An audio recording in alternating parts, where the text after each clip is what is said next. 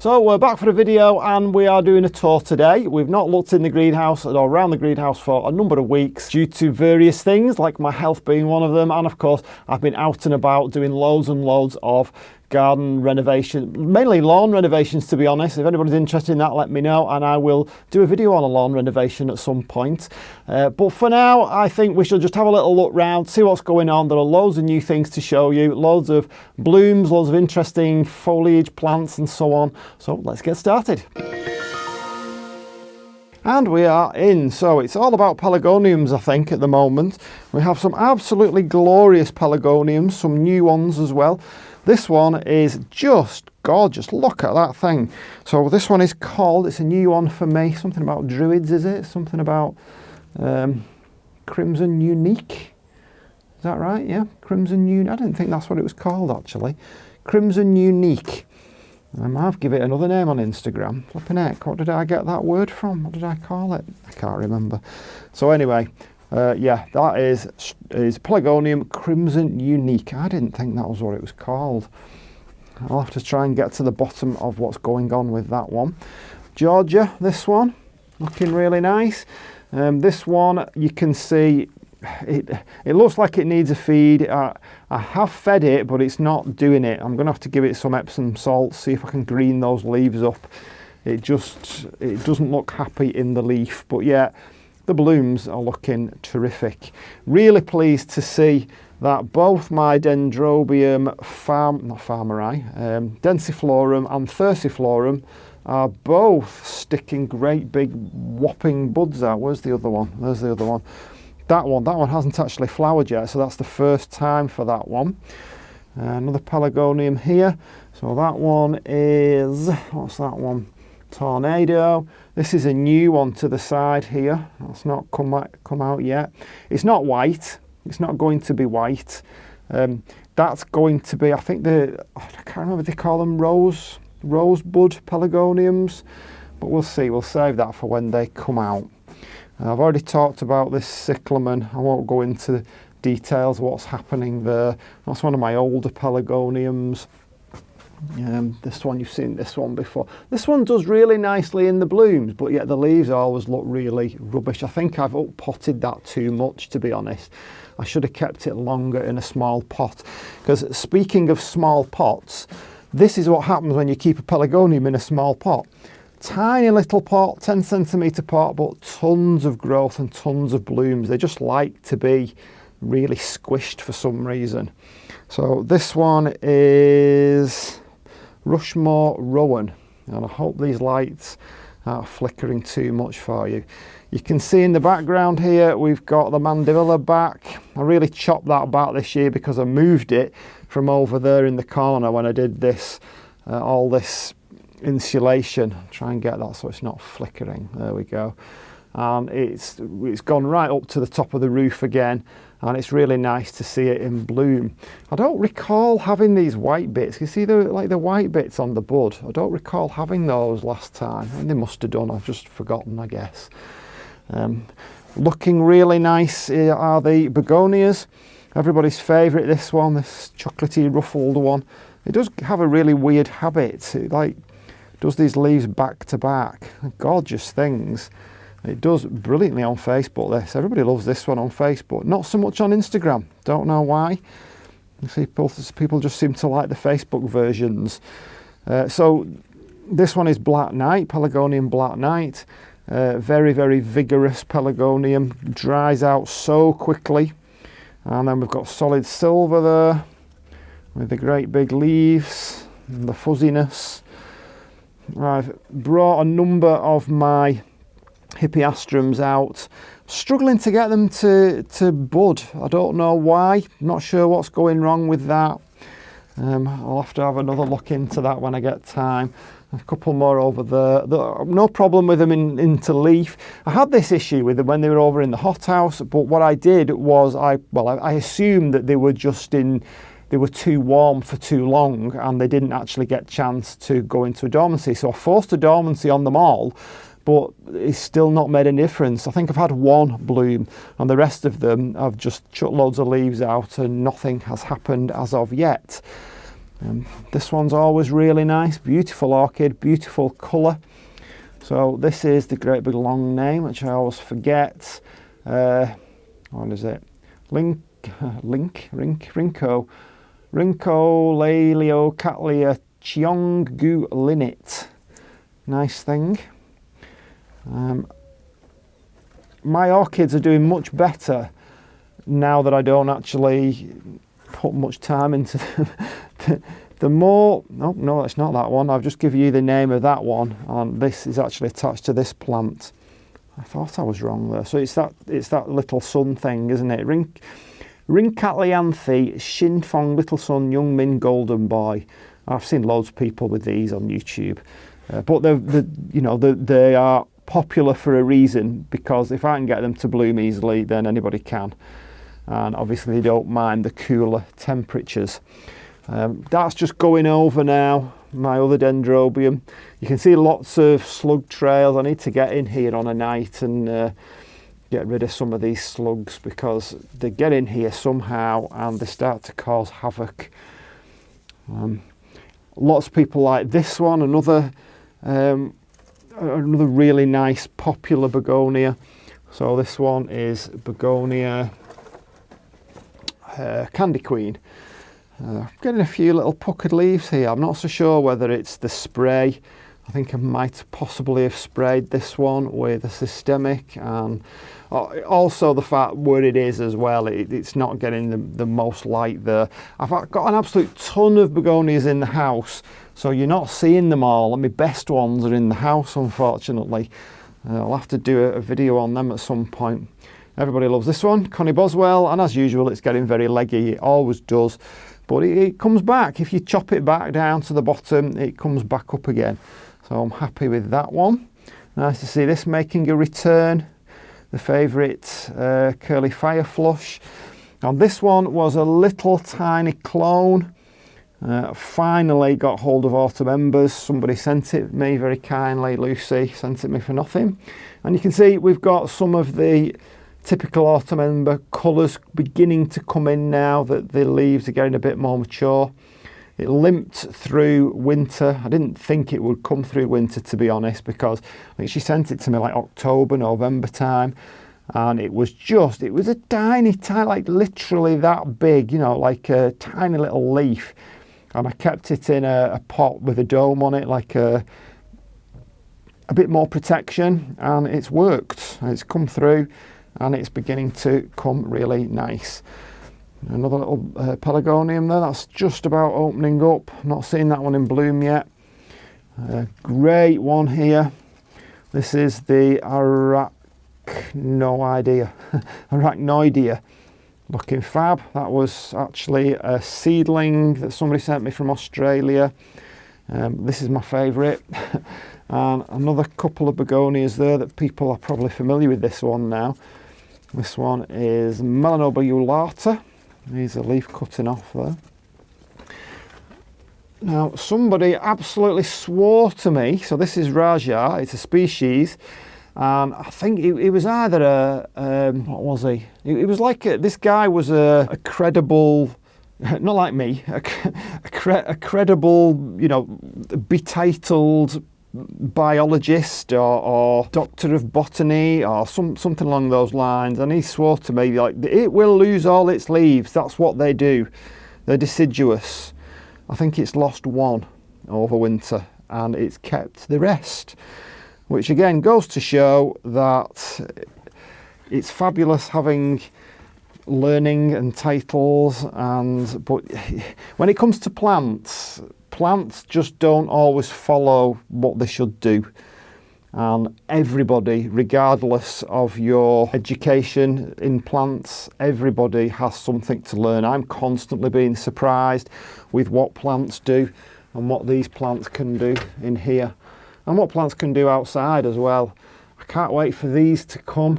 I don't know what they are, that's why. I've lost quite a few pictures on these, just because things have changed, things have been moved around, and It's just been such a wet, miserable last 12 months. There's been so much moisture in the atmosphere, and it just doesn't do it. The plants, like I was talking about the streptocarpus on another video, and they've had so much like mouldy leaves and mildew on them, and all of it comes from the atmosphere. And really I should get more fans in here, but you know, there are limits to what you can spend and limits to how much time you put into these things. I know what I should do, but doing it is another matter. Nice to see these coming back again with some new growth, the cephalotus, and there's a couple of buds there. There's another bud over there that's going to flower, another bud there. To be honest, I don't like the flowers. I really like the new pictures, and some of these pictures are looking very old. And what happens is when they get like this one, that they're quite squidgy, just pull them away.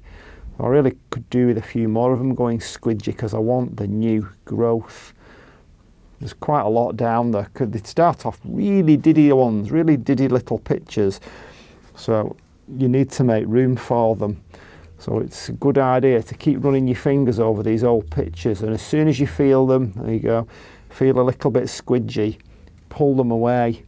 And definitely if you've got loads of moss growing around the sides, they just will not spread if they've got the moss there. Pull that off too. They can get see how they get a little bit of like fungal deposits on them, and if you spray them with a fungicide, it really does work. It gets rid of that. So that's another little tip there. I'll pull that off. So yeah, what else is going on? These Drosera, I sprayed them and they went all kind of twisty and turny and basically mutated. So I got fed up with it because it just looked ridiculous, and I've chopped it off. So that's possibly going to die.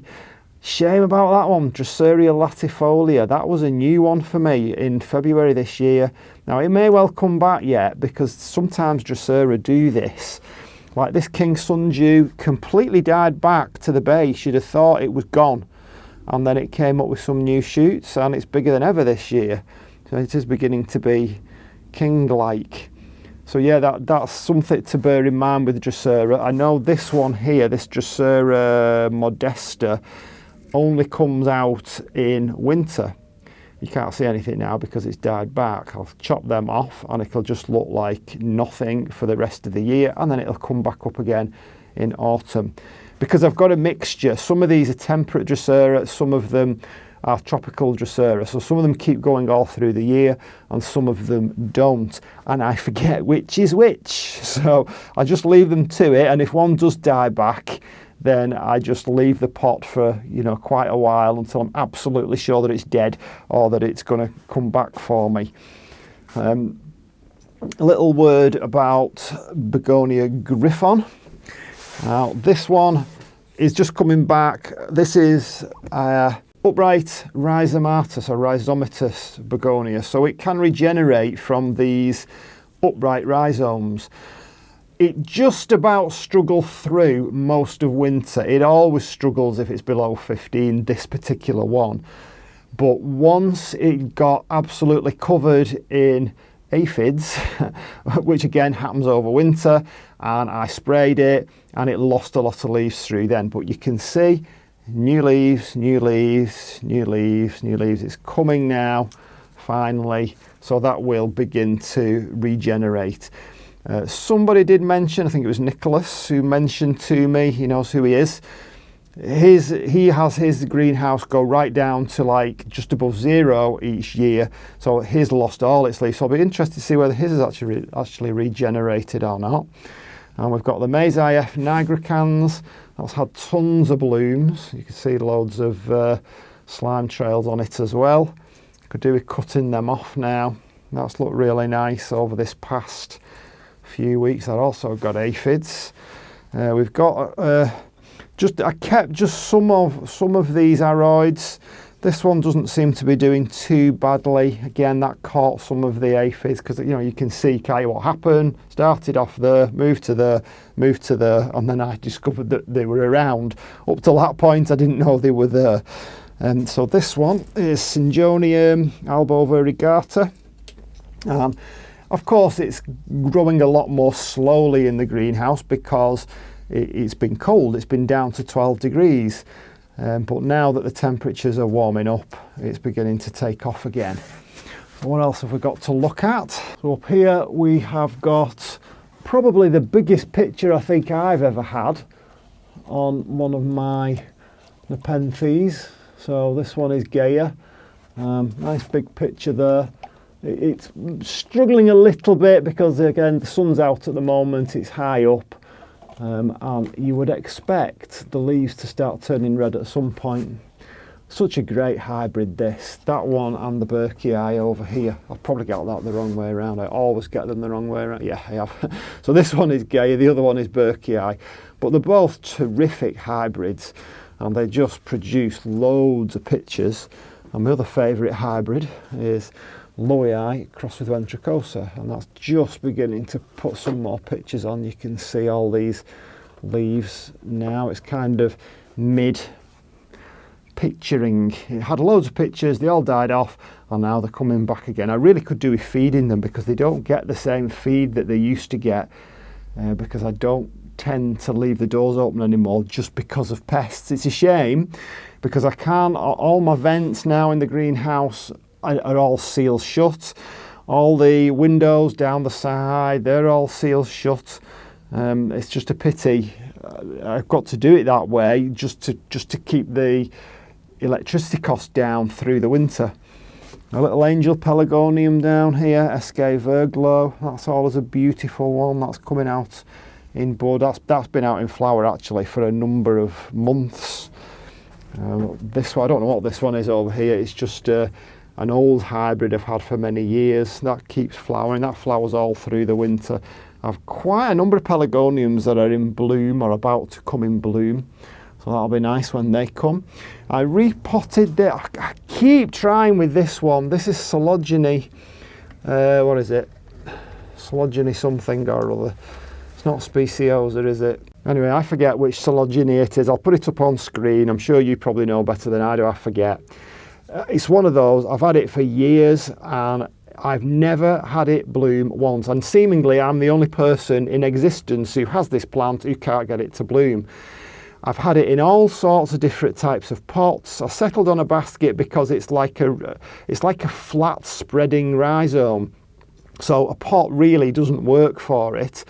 But unfortunately in here, I mean, you can see they're already beginning to like not desiccate exactly, but you can see they're beginning to crinkle up, these pseudo bulbs. So this time I've repotted it again and I've put a layer of this capillary matting in to try and keep some moisture in it so that it doesn't dry out too much. That's the only thing I can think of as to why it never blooms for me. Everybody else's blooms, mine doesn't, but I'll not give up just yet. I'm giving it one more go, one more crack at it. I'm hoping that this capillary matting will keep some moisture in at those roots.